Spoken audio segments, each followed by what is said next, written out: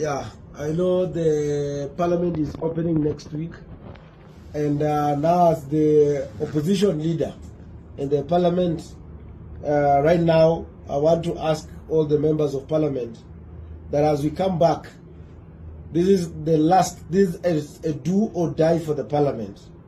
This is where the history will be made, that as the worst parliament, or the parliament that came in hand when this country was sinking. We have seen the president moving from one point to another, but it seems that his advisors doesn't understand what it ought to advise him to do. And that's why when I was in Western, when he was in the tour in the Western, I said that the president should employ me so that I can be his personal advisor, so that I can be able to give him the true picture of what is happening today. And that is why, because of the not having the agenda, the only advisor they are coming to tell, let us take our people to go outside the country to look for the job opportunities. Today, I, as Peter Salasya, the son of the sun, the son of the soil, the man who now walks around with the wisdom of Kenyans, who listens to the ground and listens to the people, I want to tell the members of the parliament that we have to suspend all the bills and address how we are going to create job opportunities in this country.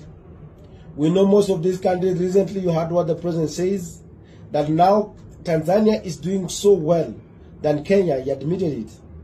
And now, we have also now to come and ask ourselves why. Because if indeed it's true, he could have asked himself questions and get the answers. And the issue is because of the bank loans, the banking rates of the loans is very high. Right now it's going at 21%. And with me being a student of Bachelor of Commerce, I understand the thesis. Why can't we ask the Treasury to lower the lending rate to the banks, that is what you call the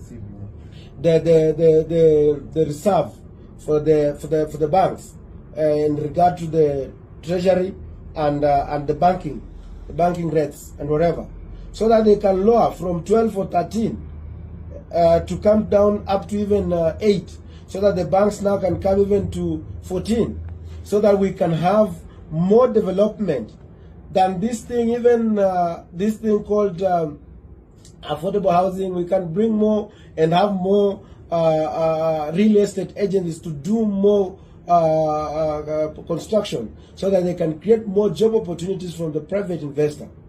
We cannot pretend as a government that we can create job opportunities. The government ought not to be the main employer in this country, but only to be the facilitator. Another thing that as members we have to address, this issue of investor getting the license, Kenya Bureau of Standards. We have we have the Kenya Bureau of Standards. There is NEMA. There is what? There's so many bureaucracy in doing the businesses, and all these things. They are paying the fees and fees and fees. And so yes, we understand and they owe these government institutions. We understand each of them, their role and everything. But they should be funded by the government of Kenya, remove those austerity measures and everything, so that they can be able to provide.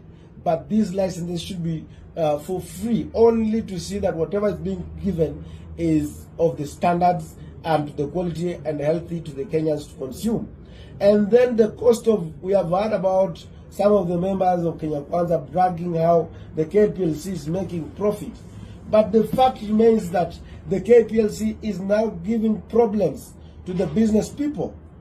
They have doubled the cost of the